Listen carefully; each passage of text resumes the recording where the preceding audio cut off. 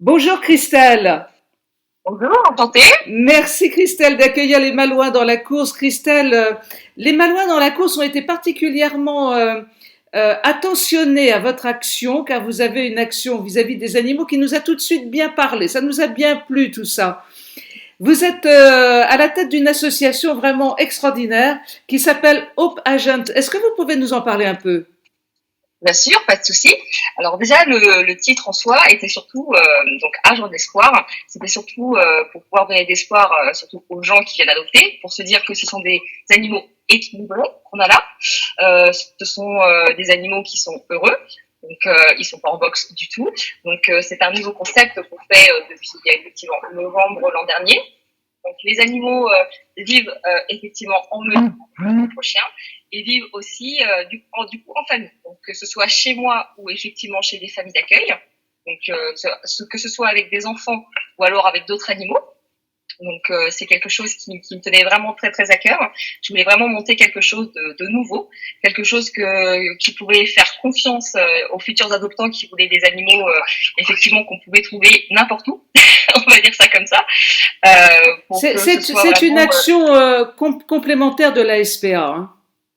exactement, c'est exactement ça. Alors la SPA fait effectivement ce qu'ils peuvent pour les animaux, mais ils sont en manque total de familles d'accueil, ce qui n'est pas mon cas. Donc beaucoup de personnes, dont effectivement donc, des personnes comme Philippe, que voilà, donc qui a adopté effectivement aussi un chien, qui est aussi d'ailleurs aurait pu très bien faire une très bonne famille d'accueil, on va dire ça comme ça.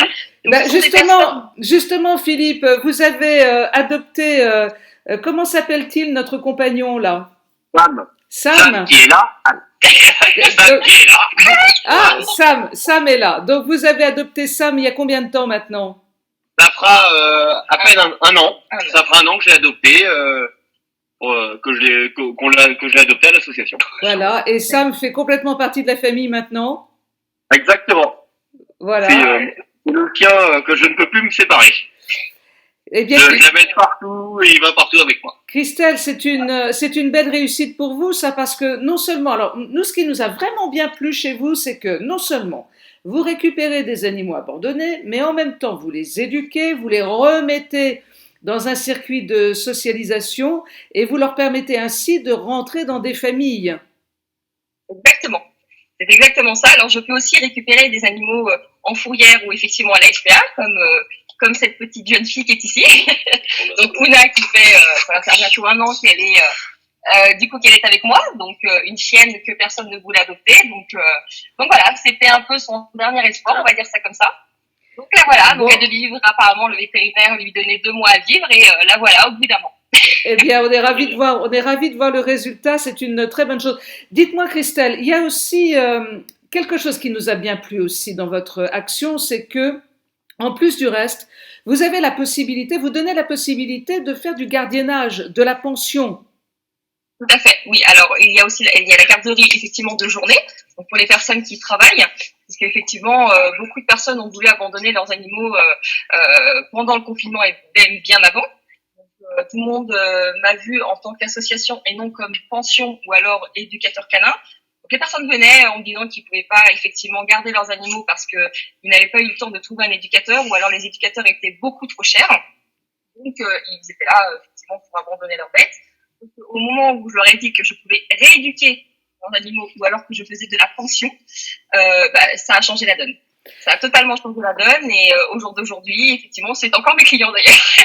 Bon, ça c'est vraiment très important parce qu'on voit beaucoup en ce moment sur les réseaux sociaux des personnes qui cherchent ou des pensions ou des familles pour accueillir leur animal quand on ne peut pas les emmener en vacances, ce qui n'est pas toujours facile.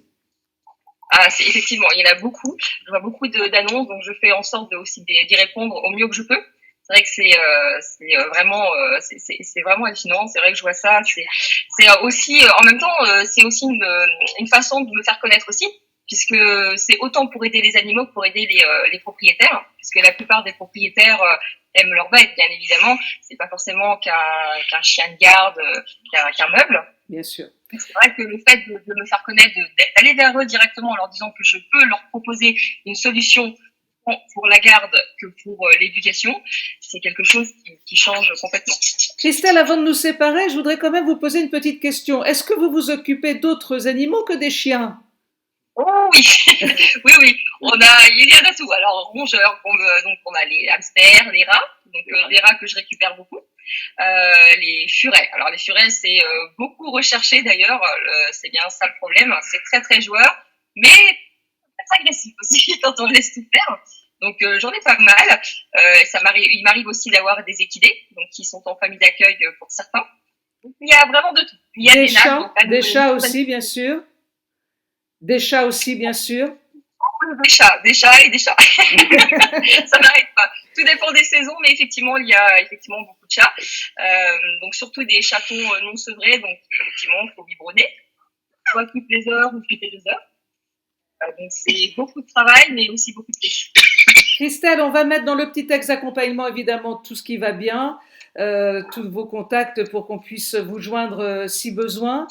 On va remercier Hubert qui est à la caméra et qui doit avoir un petit peu mal au muscle, hein, je pense, là, à partir de maintenant. Merci infiniment et on espère vous revoir très prochainement sur la page des Malouins. Vous y êtes chez vous, Christelle, il n'y a pas de problème. C'est gentil, merci. Merci à vous, merci, à très bientôt, au revoir.